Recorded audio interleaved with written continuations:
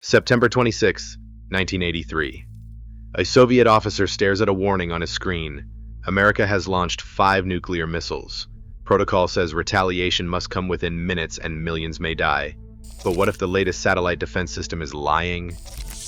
Nearly everything you think you know about how the world avoids nuclear disaster is about to be tested.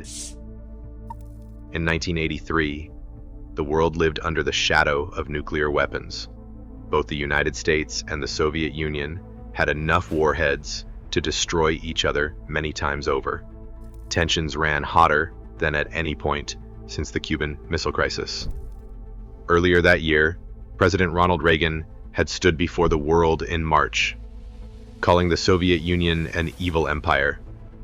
The words echoed through Moscow's corridors, fueling suspicion and fear among Soviet leaders. They feared the West was preparing for war.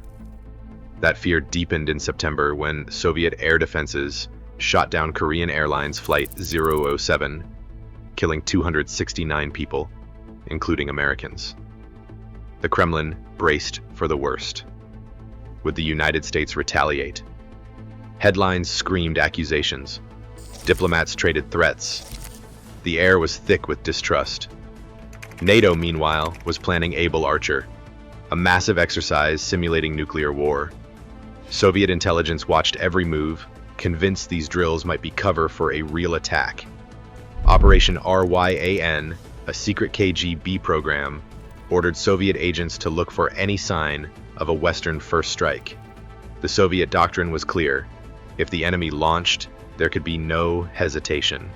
Retaliation had to be immediate, automatic. Inside the Soviet command, every alert carried the weight of history. Memories of surprise attacks, lessons from World War II, and the knowledge that a single mistake could end everything. The pressure to trust the machines, to follow protocol without question, was immense. This was the climate that made any warning, no matter how small, feel like the start of the end. Shortly after midnight, the Serpukhov 15 bunker hummed with the usual background noise of computers and distant generators. Lieutenant Colonel Stanislav Petrov sat at his console, eyes fixed on the bank of screens in front of him. His routine was familiar. He monitored the OKO early warning system, watched for anything unusual, and followed protocol. Then the alarm pierced the silence.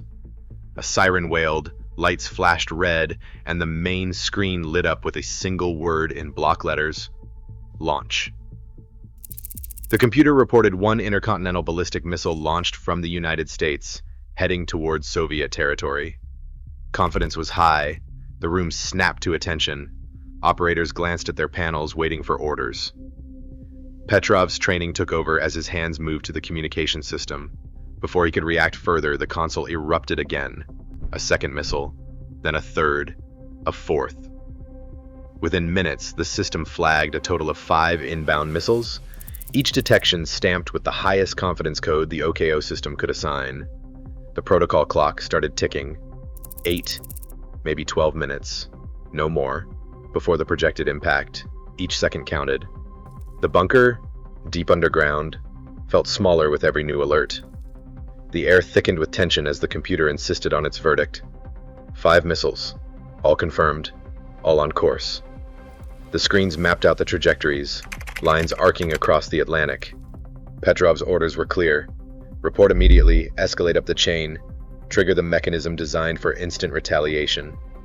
Every eye in the room turned to him, waiting for his call. The world outside remained unaware, but inside Serpukhov 15, the countdown had begun. Petrov stared at the numbers on the screen, feeling the weight of the moment pressing in. 5 missiles, not 50, not hundreds, just 5, each one supposedly launched from American soil, each one tracked with unwavering certainty by the new satellite system. On paper, the protocol was clear: report the threat, trigger the chain of command, and let the machinery of retaliation grind into motion. But the math did not add up. The United States had over 1,000 intercontinental ballistic missiles ready to fire, with thousands more warheads sitting in silos, on submarines, and loaded onto strategic bombers. If Washington wanted to cripple the Soviet Union in a first strike, it would unleash everything at once. Overwhelming force was the doctrine.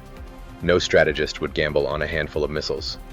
5 warheads could not hope to destroy Soviet command centers, missile fields, and cities before a counterattack.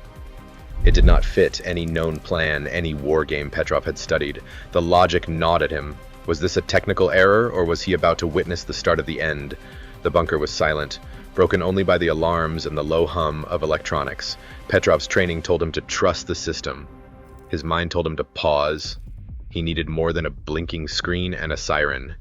He needed proof, something beyond the computer's verdict.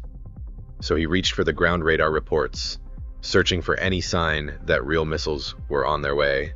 The next decision would be his alone. Petrov stared at the ground radar display, waiting for something, anything, to appear. The computer's confidence was absolute, but the radar stayed blank. No tracks, no confirmation. The bunker alarms still blared, and the screens insisted the threat was real. 5 missiles, supposedly minutes from impact, every second dragged, tightening the grip of protocol around him. The rules were unambiguous: report the alert, escalate it up the chain, and let the command structure decide. His training told him to trust the system. His instincts told him to wait. He made the call that would define his life. Instead of relaying the computer's warning as an imminent attack, Petrov picked up the phone and reported a system malfunction. In the official log, he wrote that the satellite alarm was false, citing lack of ground radar evidence.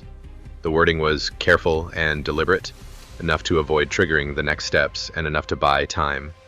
No one in the bunker moved. Every eye stayed fixed on him, watching as he overrode protocol in real time. The chain of command expected certainty, not doubt. But Petrov chose doubt, risking his career and possibly his freedom.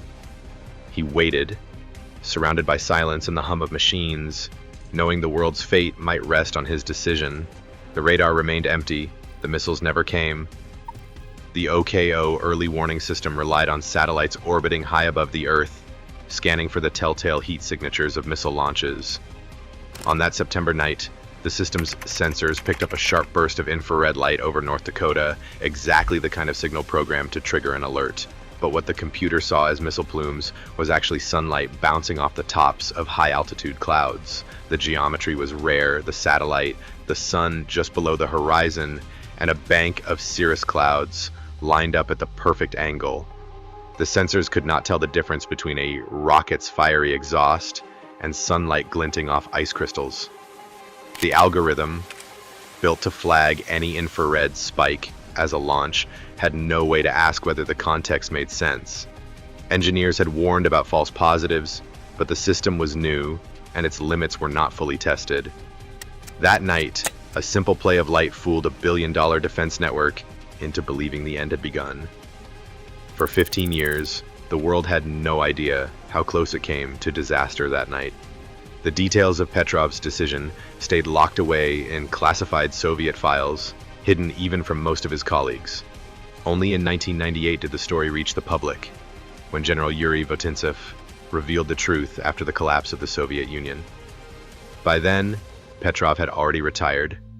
No medals, no parades, just a quiet life, and the memory of a moment that changed everything. He received the Dresden Peace Prize in 1999, a United Nations honor in 2004, and a handful of other late recognitions, but he always insisted he was just doing his job. Petrov died in May 2017, his passing barely noticed outside a small circle of historians and nuclear experts. The lesson of 1983 echoes louder today than ever. Modern early warning systems are faster, more automated, and increasingly powered by artificial intelligence. Decision windows have shrunk from minutes to seconds. Experts warn that as computers take on more responsibility, the risk of a machine error triggering catastrophe grows. That is why Petrov's legacy is not just a Cold War footnote, it is a policy warning. Every new safeguard, every human in the loop protocol owes a debt to the night a single officer refused to let a computer decide the fate of the world. Today, over 90% of the world's nuclear weapons still sit on high alert, monitored by ever faster, more automated systems. As we trust machines with civilization's fate, The real danger is forgetting the value of one person willing to question the impossible. History rarely offers second chances.